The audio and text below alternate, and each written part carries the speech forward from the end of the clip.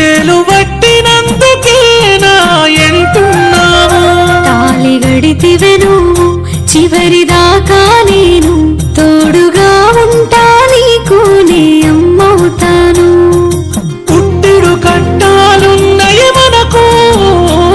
ఈ రోజుంటై రేపుండై దిగులెందుకు నాతో సుఖముండదమ్మ నీకు ఎట్లయితే గట్లాయే ఇక చూసుకుందము